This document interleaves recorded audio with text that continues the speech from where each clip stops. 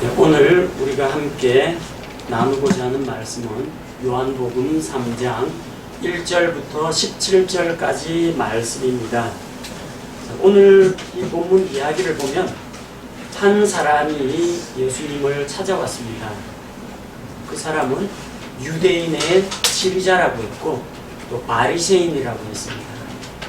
바리새인이라는 사람은 성경 말씀을 열심히 연구하고 또 하나님의 율법에 대해서 아주 박식한 사람입니다. 그런데 그런 사람조차도 마음속에 한 가지 고민, 염려가 있었다는 겁니다. 그는 유대인의 지리자였습니다. 당시 이스라엘 백성은 로마의 지배하에 있었는데 로마에서 이스라엘 사람들에게 일정 부분 자치권과 또 자율권을 주었습니다. 그래서 그들은 산헤드린 공회라는 오늘날로 말하자면 의회와 국회와 마찬가지입니다. 자, 그 국회에서 이스라엘 백성들의 중요한 종교적인 문제나 민족적인 문제를 결정하는 그런 역할을 담당하고 있는 국회의원 중에 한 명이었습니다. 자, 이런 사람이 예수님을 찾아왔습니다. 그것도 밤중에 예수님께 나와왔습니다. 낮에 찾아오자면 아무래도 주변에서 보는 사람도 눈이 있고 시선이 있고 자기 자존심도 있고 아마 그런 이유 때문에 밤중에 찾아오지 않았나 생각합니다. 그는 예수님께서 기적을 베푸시는 것을 직접 보았고 또 다른 사람들로부터 이야기를 들었습니다. 병든 자가 일어나고 마귀를 쫓아내며 또 하나님의 말씀이 능력 있게 선포가 되고 눈먼 자는 시력을 얻게 되고 또 그분께서 죄를 사하시고 죽은 자를 다시 일으키시는 이런 기적을 행하는 것을 볼 때 바리새인으로서 이분은 틀림없이 이 땅에 메시아 왕국을 세우러 오신 그분이다. 그런 생각이 들었습니다. 그는 예수님께서 행하시는 표적이 메시아 왕국의 표적이라는 것을 알고 있었습니다.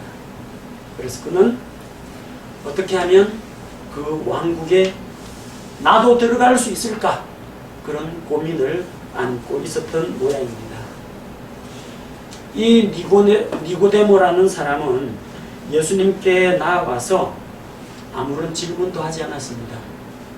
그는 하나님께서 함께하지 아니하시면 아무도 이 기적들을 할 수가 없다라고 고백을 했지 뭔가 질문을 한 것은 아닙니다. 그런데 3절에 보면 예수님께서 그에게 응답하여 이르시되 예수님은 그가 무슨 생각을 하고 있는지 알고 계셨다는 겁니다. 메시아 왕국의 표적을 행하는 예수님 앞에 나와서 그는 그 왕국에 들어가기를 원한다. 어떻게 하면 들어갈 수 있습니까? 하고 묻고 싶었던 겁니다.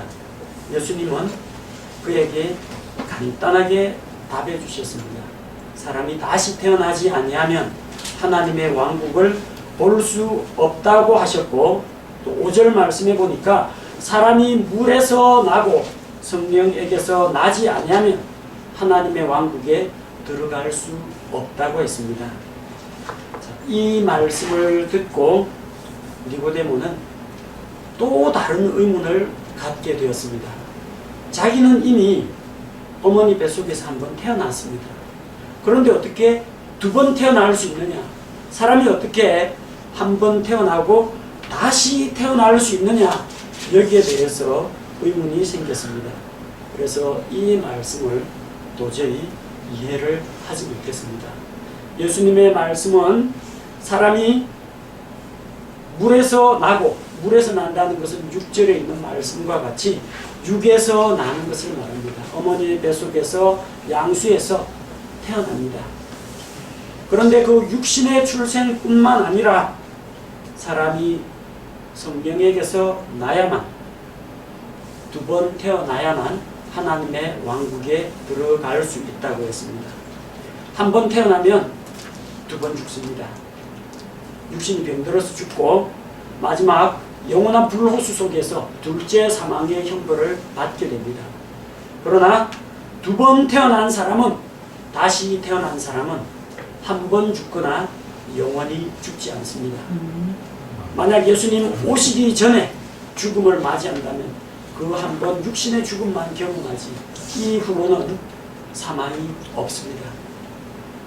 나중에 영광스러운 부활의 몸으로 덧입게 될 때 그 사람은 영원히 죽지 않습니다. 또 살아서 예수님 다시 오시는 것을 우리가 만나게 된다면 우리는 죽음을 보지 않고 영원히 살게 됩니다. 다시 태어나야 합니다. 예수님께서 말씀하셨습니다. 내가 내게 이르기를 너희가 반드시 다시 태어나야 하리라. 누가요? 너희가. 니고데모가 아닙니다. 이 말씀을 듣는 모든 사람들이, 그 당시에 있던 모든 유대인들이 다시 태어나야 한다는 것입니다. 어떻게 하면 다시 태어날 수 있습니까? 니고데모는 이해를 하지 못했습니다. 그래서 예수님께서는 구약시대에 있었던 한 가지 사건을 예로 들어서 보여주셨습니다. 다시 태어나는 것은 우리의 노력으로 되는 것도 아니고 어떤 선행으로 되는 것도 아니고 전적으로 하나님의 은혜로 되고 그 은혜를 받아들이는 방법은 오직 하나님의 말씀에 대한 믿음이다. 그것을 알려주려고 14절에 다음과 같이 말씀하십니다. 모세가 광야에서 뱀을 든 것 같이 사람의 아들도 반드시 들려야 하리니 이것은 누구든지 그를 믿는 자는 멸망하지 않고 영원한 생명을 얻게 하려 함이니라. 이 광야의 놋뱀 이야기는 구약성경 민수기 21장 4절에서 9절까지 말씀에 기록이 되어 있습니다.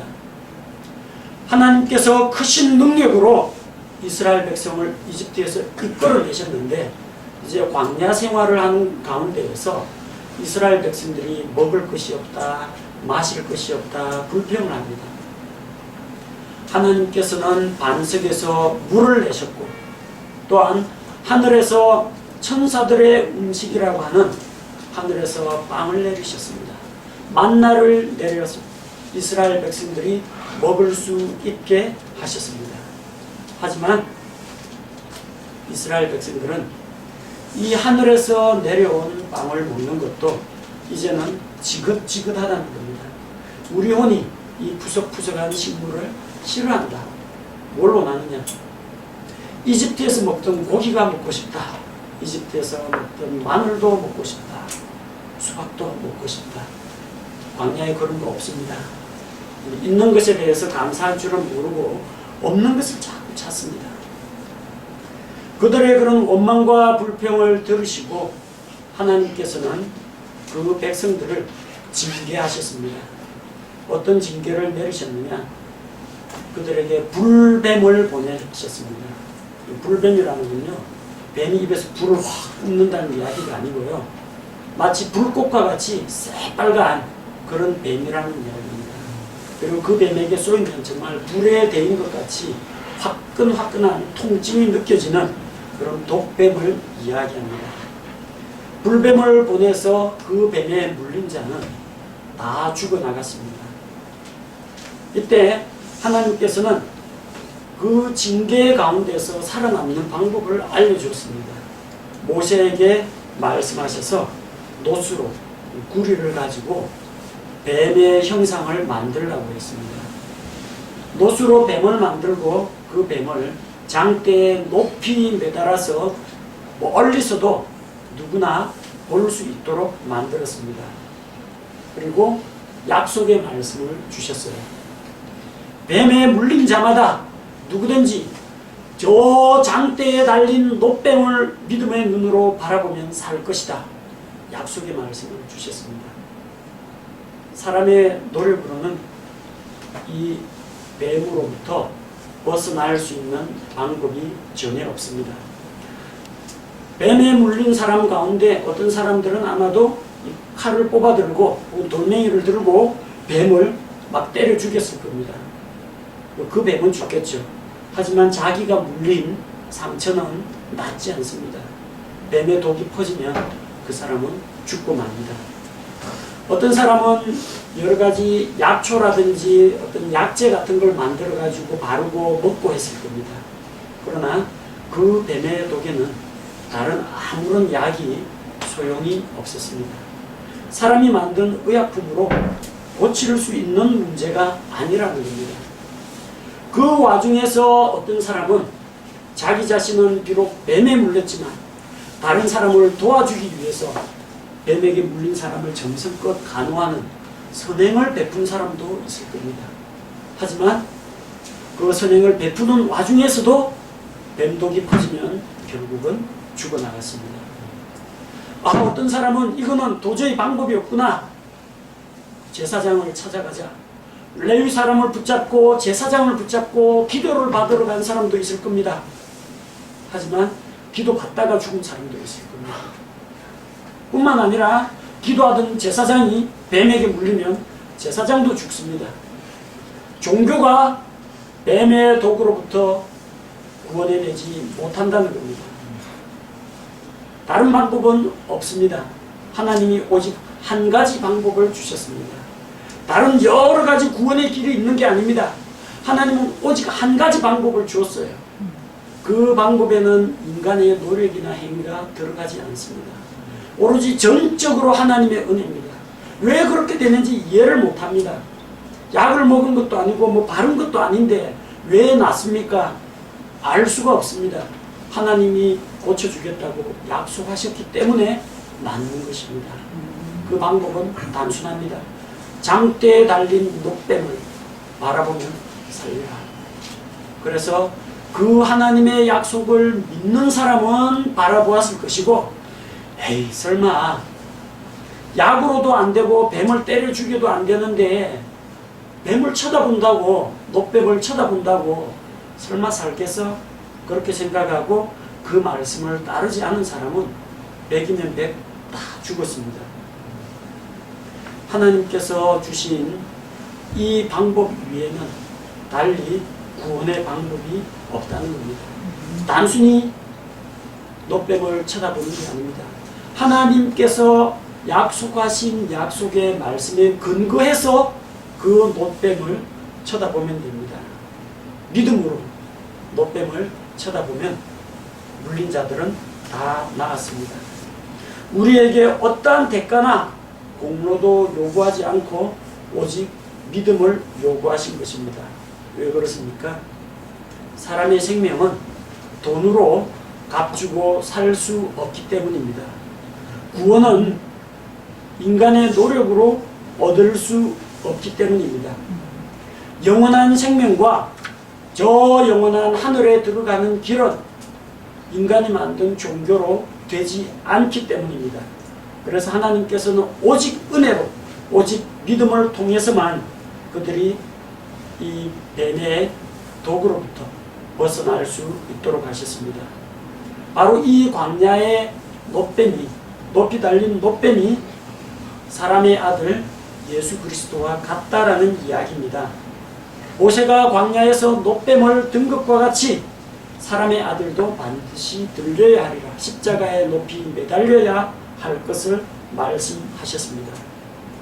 녹뱀은 뱀의 모습을 하고 있습니다. 하지만 녹뱀은 사람을 물지 않습니다. 녹뱀에게는 뱀의 형상은 있으나 뱀의 독은 없습니다. 예수님은 죄인의 모습을 하고 있고 우리와 같이 연약한 육신을 입고 이 세상에 오셨지만 그분은 죄성이 없으신 분입니다. 또 뱀과 같이 해를 끼치지도 않는 분입니다. 바로 그 무해한 녹뱀이 장대에 달렸을 때 믿음으로 그 녹뱀을 쳐다보면 사람들이 살았던 것과 마찬가지로 아무 죄 없는 분으로서 십자가에 높이 달린 그 예수 그리스도를 하나님께서 말씀하신 약속의 말씀을 따라 믿음으로 바라보는 자는 누구든지 살게 된다는 것입니다. 그래서 이해하지 못하는 니고데모에게 예수님께서는 민수기 21장에 나오는 광야의 못된 이야기를 통해서 바로 구원의 길을 가르쳐 주셨습니다. 사람이 어떻게 하나님의 왕국에 들어갈 수 있느냐? 행위나 노력으로 거듭나는 것이 아니라 전적으로 하나님의 은혜로 전적으로 믿음을 통해서만 구원을 받을 수 있다는 것을 말씀하신 것입니다. 그리고 보다 구체적으로 16절에서 이렇게 말씀하십니다. 하나님께서 세상을 이처럼 사랑하사 자신의 독생자를 주셨으니 이것은 누구든지 그를 믿는 자는 멸망하지 않고 영존하는 생명을 얻게 하려 하심이라. 오늘 설교의 주제가 믿는 자에게 주신 영존하는 생명입니다. 어떻게 하면 영존하는 생명을 얻을 수 있을지 우리가 이 16절에 나오는 하나님의 말씀, 곧 하나님께서 우리에게 보존해 주신 단어 하나씩을 살펴보면서 우리가 이 말씀에 대해서 함께 나누고자 합니다. 첫 번째로 3장 16절 말씀을 보면 하나님께서, 하나님의 존재가 있다고 성경은 이야기하고 있습니다. 우주 만물은 창조주 하나님이 계시다는 것을 보여줍니다. 어떤 이 자연 만물이 있다는 것은 그것을 설계하고 만드신 창조자가 있다는 것을 의미합니다. 또한 이 정교하게 움직이고 돌아가는 이 천체들을 볼 때 하나님께서 그것을 참으로 오묘하게 만드셨고 그분의 권능으로 만물을 붙드시며 또 운행하시고 주관하신다는 것을 우리가 믿을 수가 있습니다. 또한 우리 사람의 양심은 하나님께서 우리 마음에 새겨 놓으신 하나님의 법입니다. 우리의 양심이 하나님께서 계시다는 것을 증거합니다. 누가 가르쳐 주지도 않았는데도 사람은 무엇이 옳고 그른지를 자기 양심이 분별합니다. 마음에 새긴 하나님의 법이 있습니다. 하나님이 가지고 있는 도덕적인 가치관 기준을 사람들이 날 때부터 갖고 태어난다는 겁니다. 그리고 무엇보다도 확실한 계시의 말씀인 우리 이 성경 말씀은 창조주 하나님이 계시다는 것을 보여줍니다. 그분께서 온 세상 우주 만물을 창조하셨고 또한 지금도 통치하고 계시며 마지막 날에 다 심판하실 것을 성경이 보여주고 있습니다. 그 하나님은 어떠한 분이십니까? 우리 하나님은 전지전능하신 분입니다. 모든 것을 알고 계시고 모든 것을 행할 수 있는 능력을 갖고 계십니다. 하나님은 영원 자존하시는 분입니다. 누구에 의해서 창조된 분이 아니라 그분은 스스로 계신 분입니다.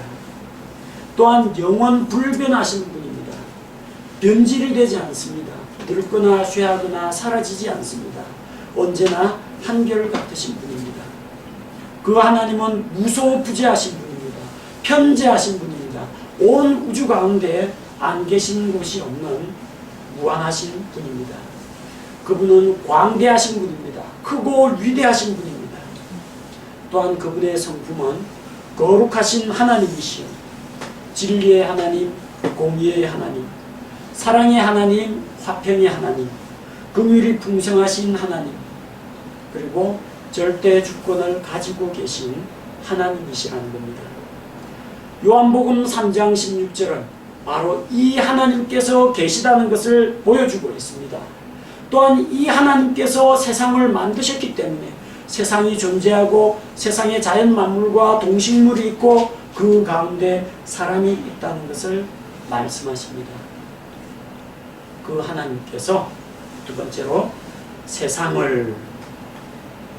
세상이 있다고 말합니다. 이 세상을 이라고 할 때 이 세상은 세상에 있는 모든 사람들을 가리킵니다. 그런데 세상에 있는 모든 사람들의 상태는 어떠합니까? 범법과 죄 가운데서 영적으로 죽어있는 존재들입니다. 또한 이 사람들은 창조주 하나님을 알지 못하고 또 창조주 하나님을 알면서도 거역하는 사람들입니다.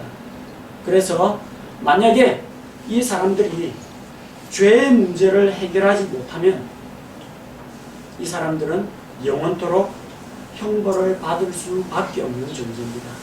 그래서 멸망받을 수밖에 없는 그런 세상이라는 겁니다. 그런데 하나님께서는 그런 죄로 물든 그 세상을 사랑하셨습니다. 이게 참 쉬운 일이 아닙니다. 누군가가 나를 좋아해주고 존경해주고 그러면 그 사람을 사랑하는 것은 그다지 어렵지 않아요. 그런데 자기를 미워하고 반역하고 원수같이 적대하는 사람을 사랑으로 품고 사랑을 베푼다는 것은 쉬운 일이 아닙니다. 하나님께서 세상을 이처럼 사랑하사 이처럼 사랑하셨습니다. 어떻게 사랑했어요? 죄로 인해 원수가 된 자들을 사랑하셨다는 겁니다. 로마서 5장 7절과 8절 말씀을 보니까 의로운 사람을 위해 죽으려는 자가 거의 없고 선한 사람을 위해 감히 죽고자 하는 자가 혹 있거니와 우리가 아직 죄인이었을 때 그리스도께서 우리를 위해 죽으심으로 하나님께서 우리를 향한 자신의 사랑을 당당히 제시하시느니라. 의인을 위해서 의롭게 사는 그 사람을 위해서 누군가가 죽어주는 것은 쉬운 일이 아닙니다. 가끔 가다가 선한 사람도 있습니다. 의로운 뿐만 아니라 다른 사람에게 선을 베풀고 다른 사람에게 어떤 덕을 쌓는 사람이 있습니다. 자, 그런 사람을 위해서 가끔 가다가 죽어주는 그런 사람도 있습니다. 하지만 죄인들을 위해서 우리가 아직 죄인일 때, 우리가 아직 연약할 때, 하나님과 원수가 되었을 때 예수 그리스도께서 우리를 위해 대신 죽으심으로 하나님께서 우리를 향한 자기 사랑을 보여주셨다는 겁니다. 이 사랑은 머리로 하는 사랑이 아닙니다. 관념적인 사랑이 아닙니다. 입으로만 이야기하는 사랑이 아닙니다. 행동으로 나타나는 사랑입니다. 대가를 지불하는 사랑입니다. 하나님의 사랑은 원수까지도 사랑하시는, 도저히 사랑받을 수 없는 존재를 사랑하시는 그런 사랑이라는 겁니다. 자, 사랑하사 하나님께서 어떻게 하셨습니까? 자신의 독생자를 주셨으니. 사랑이라는 말과 가장 잘 어울리는 단어가 있습니다. 사랑하면은 어떻게 합니까? 사랑하면은 주게 됩니다. 마음을 주게 됩니다. 관심을 주게 됩니다. 자기 가지고 있는 시간을 주게 됩니다. 그가 좋아하는 꽃이나 선물을 사주게 됩니다. 그를 위해서 음식을 만들어 주게 됩니다. 그가 힘들어할 때 용기를 내라고 격려해 줍니다. 그가 잘하는 게 있으면 칭찬을 해줍니다. 그가 잘못한 게 있으면 눈 감아 줍니다.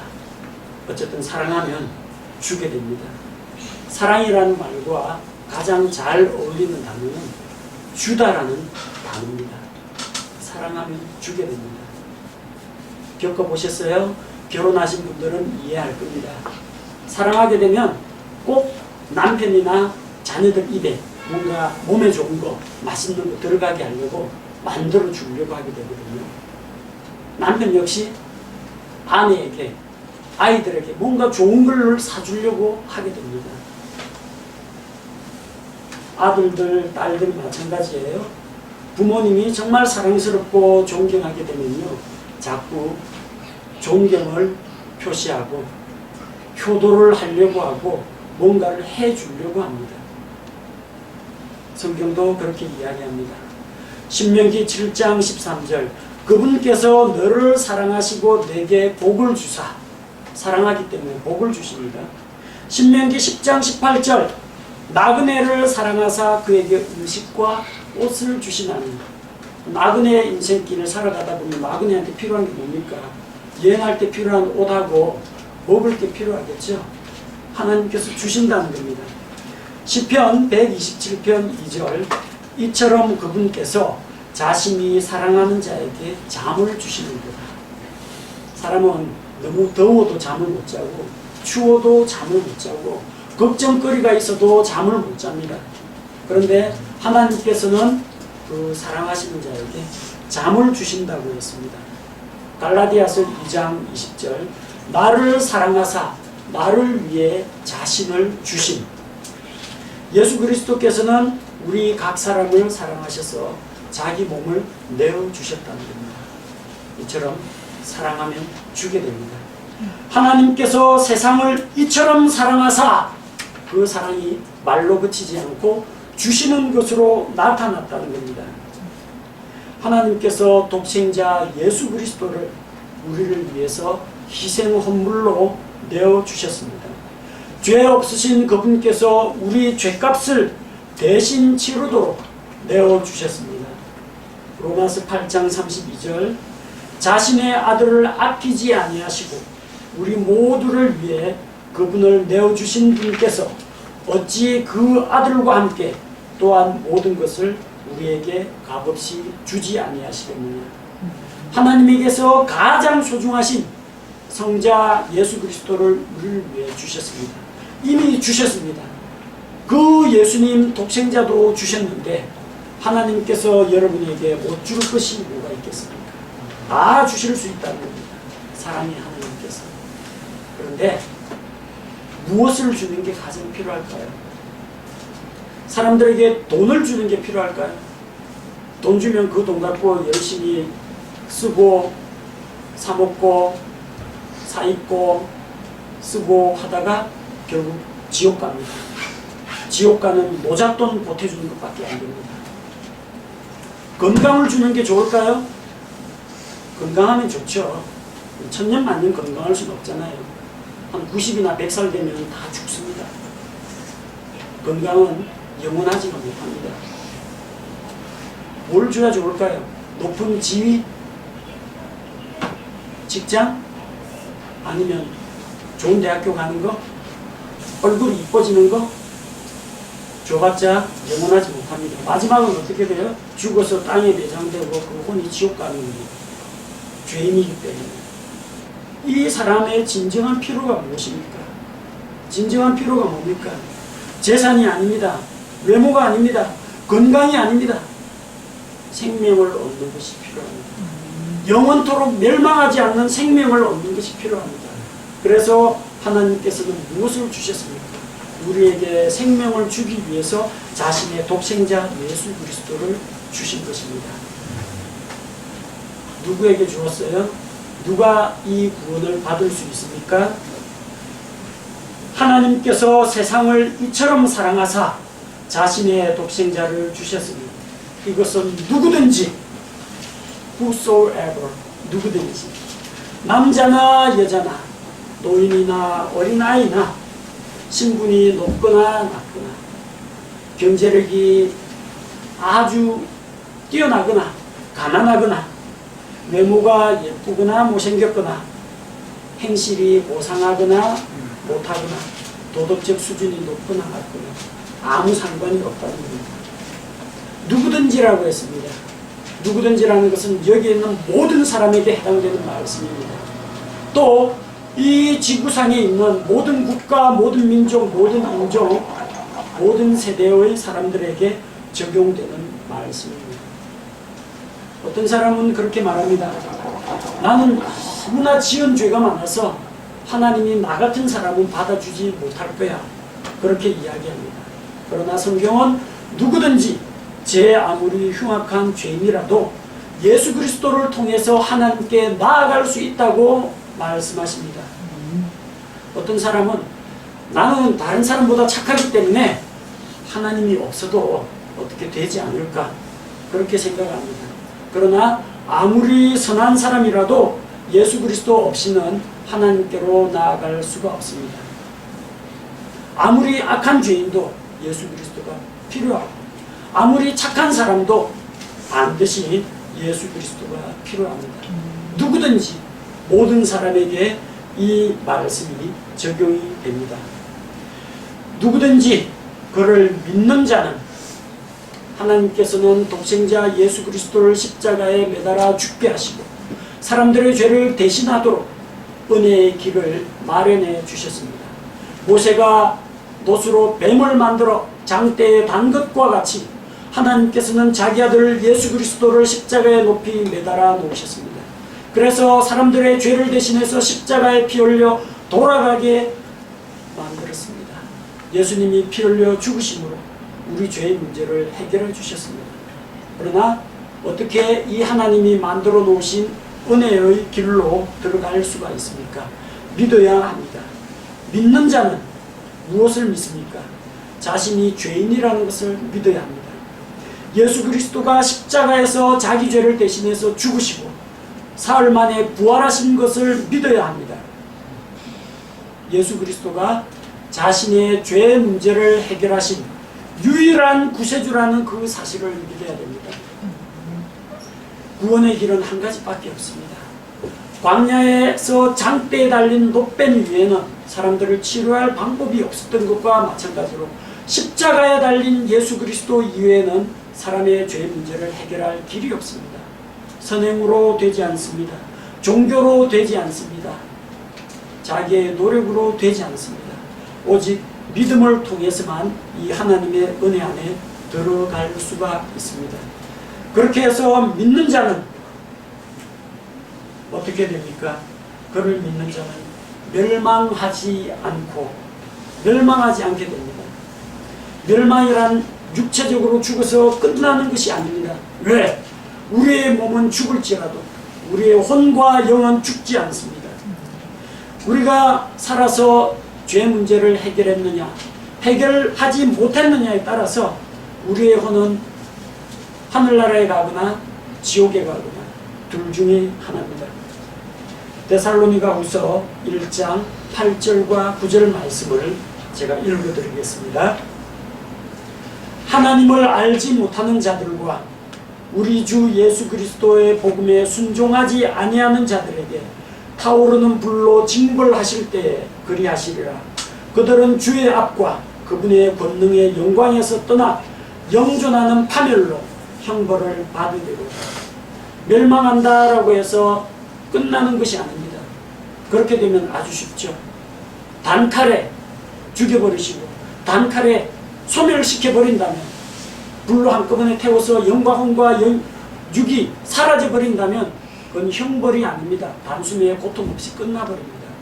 그러나 성경에서 멸망이라는 말은 영존하는 파멸이라고 했습니다. 영원토록 존재하는 파멸입니다. 영원한 지옥의 형벌을 말합니다. 지옥의 불은 지금도 뜨겁게 불타오르고 있습니다. 그 불은 꺼지지 않습니다. 거기에서는 죽고 싶어도 죽을 수가 없습니다. 그 지옥에 들어가서는 안 됩니다. 지옥은 사람을 가두어 가지고 벌 주려고 만든 장소가 아닙니다.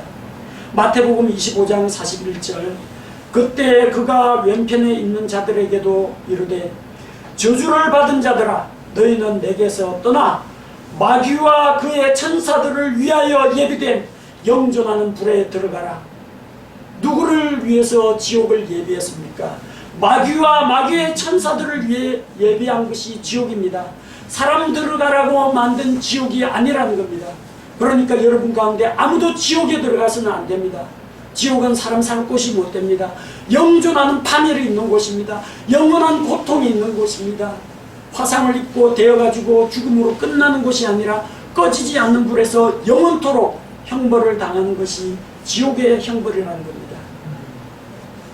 하지만 하나님의 말씀을 거부하고 마귀를 따라가겠다 하는 사람은 그들의 소원대로 해줍니다.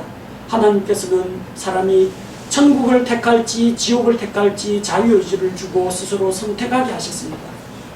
끝내 하나님의 은혜를 거부하고 은혜의 선물을 거부하고 지옥에 가겠다고 하면 그 사람 소원대로 해주십니다.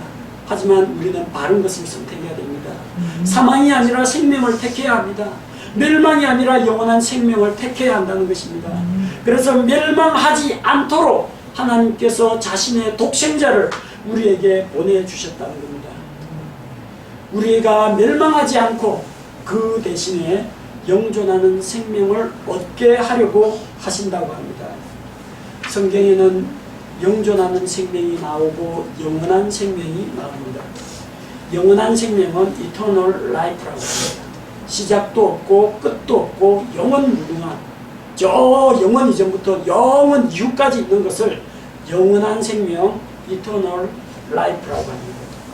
이것은 하나님만이 누릴 수 있는 하나님의 생명입니다. 이 영생은 하나님께 속한 것입니다. 그런데 우리가 믿을 때 영생을 얻는다고 기록이 되어 있습니다.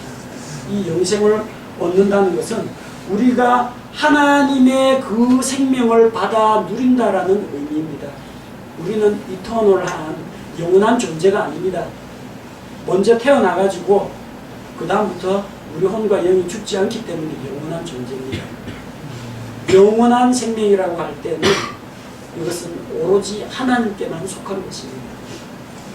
영생을 얻으리라. 예수 그리스도의 생명이 예수 그리스도가 내 안에 들어오심으로 말미암아 그 예수 그리스도의 생명을 내가 누리게 되는 것입니다. 요한일서 5장 11절에서 13절에 보면 아들이 있는 자에게는 이 생명, 이 영원한 생명은 하나님의 아들 예수 그리스도 안에 있고 그 예수 그리스도를 영접한 자는 그 안에 예수 그리스도의 생명, 영원한 생명, 영생이 있다고 말씀하십니다. 또 다른 표현으로 영존하는 생명이 있습니다. Everlasting Life라고 합니다. 영존하는 생명. 이건 시작은 있어요.